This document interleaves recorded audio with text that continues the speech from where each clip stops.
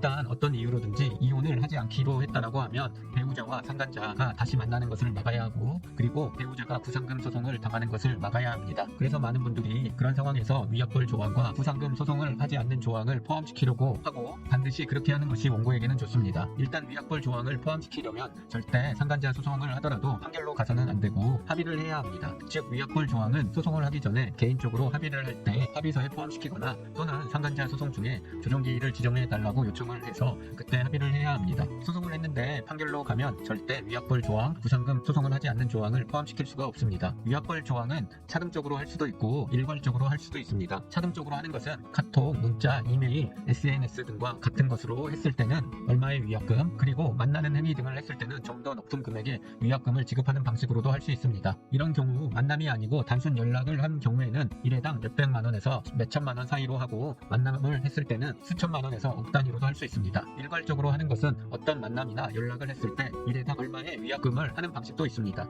이런 경우에는 무조건 일회당 수백만 원에서 수천만 원까지, 어떤 분은 1억 원까지 하는 경우도 있습니다. 소송 전 합의서를 작성하는 경우에는 굳이 공증까지 할 필요는 없고 양 당사자가 직접 작성했다는 것이 확인이 되면 됩니다. 피고의 자필을 기재하고, 그리고 인감도장을 날인하고 인감증명서를 첨부하거나, 또는 사인을 한 후 피고의 신분증을 첨부해 가지고 있으면 됩니다. 그렇게 원본을 가지고 있으면 굳이 공증을 하지 않아도 괜찮습니다. 그렇게 합의서를 작성을 한 후 원본이나 사본을 가지고 있으면 됩니다. 그런데 만일 피고가 합의사항을 위반하고 다시 만나거나 연락을 했다라고 하면 일단 증거가 있어야 합니다.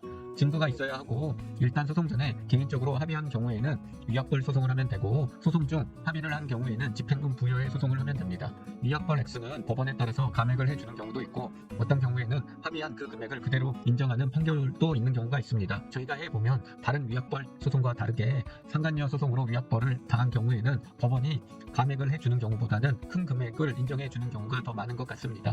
그리고 피고가 또 만나서 관계를 이어가고 있다는 증거가 있다고 하면 위약벌 소송과 별도로 상간자 소송을 해서 위자료 또한 다시 받을 수 있다는 점 꼭 참고하시길 바랍니다.